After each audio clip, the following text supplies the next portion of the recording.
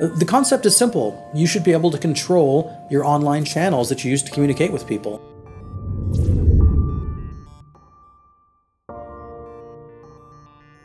I'm Patrick Peterson, CEO and founder of Agari, and I've been fighting the battle against spammers and fraudsters for more than a decade. At Agari, we're solving the problem so that when you receive email, you can trust that the email you're getting is really from who it claims to be from. You should be able to own your domains, and criminals should not be able to step into your space and defraud your consumers and cause other issues. What got me excited about the opportunity at Agari is we're really able to build the same sort of authentication for email that we built at VeriSign back in the 90s, where I was one of the first employees. When I was chief architect at Netscape and AOL, we were effectively dealing with phishing attacks at the endpoints, at the individual mailbox level. Since then, phishing attacks have become a lot more sophisticated. They're more distributed, much larger in scale. Cyber criminals have invested in massive infrastructure that can send billions of spam and phish emails. And historically, there's been nothing whatsoever the brand owner can do about that. So you see a message that comes in, it looks like your bank, you click on a link that doesn't look suspicious at all. When you click on a link, it could download software, malicious software. It begins a domino-like effect of one falling after another, falling after another falling. When a customer falls for a phishing email, the first thing they do is give up confidential information. Social security number, their username and password, but information they don't want to share. Data breaches, loss of financial information, loss of government state secrets. And even more than that, they're giving the bad guys access to their machine. It could send additional mail to all of your friends and family in your address book, and then subsequently have each one of them click on that link and send to their friends and family, etc., etc. So it could become a huge problem for everyone you know. The most vulnerable industries are the financial industry and the internet commerce industry. Banking information is especially sensitive, and it's not uncommon for phishing attacks to grab banking credentials. Once cyber criminals have access to that information, they've got the advantage, and they can take their sweet time to figure out how to maximize their profits. This might happen on a weekend, and they can't get into the branch office until a Monday. In some cases, it costs you money on the customer support side.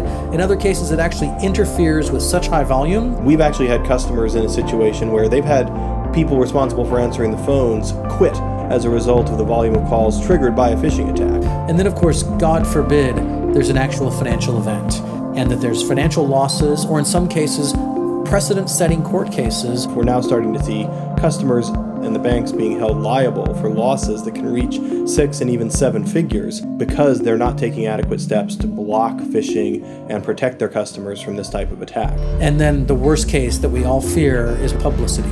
And while some people say any PR is good PR, a guilty verdict for losing customer financial information or customer money is not the sort of press any financial institution ever wants to see. People writing about breaches, people writing about phishing attacks. You have to be concerned about your customers going to Twitter, going to Facebook, and telling everyone how horrible their experience was. Your brand is at risk. It's not uncommon to open the New York Times and see an article about how some really well-known brand had a phishing attack. Everyone's looking at this type of information to value your company. What is your company doing to protect them? Once those trust dominoes begin falling, it's outside of all of our control. Almost 60% of US consumers have significantly changed the way they interact with email because of their concerns about security and phishing. We believe that Agari, backed by DMARC, is really the only way to stop that domino effect from falling. It's not enough to reach out and grab those dominoes as the third or fourth one has fallen. You want to stop it before it begins, and that's why we're in business. So after Google and PayPal sort of proved the technological viability of the DMARC concept, DMARC.org was formed with a combination of technology players and financial services companies to really promote this standard and the idea of email authentication. Google, Microsoft, Yahoo, AOL, JP Morgan Chase, Agari, and others who said, we're not going to take it. And in the first year, it's been wildly successful. Every major ISP in the United States has adopted that new technology because they want to keep their customers safe. Over 2 billion mailboxes are protected by the DMARC standard. We've invested in building the tools and the infrastructure that lets information security professionals use DMARC, understand their email, and authenticate their email without having to build up a lot of internal in-house expertise and tools. As soon as you log into the Agari system, you have a dashboard that tells you what the ecosystem of your anti-phishing solution looks like. So you can use this information to fix your own servers. You can use this information to help your partners configure DMARC correctly and send on your behalf correctly. And you can go after those criminals who are trying to send bad email on your behalf. Enterprise customers often see about an 80 to 90% reduction in phishing email within the first 90 days of deploying the Agari solution.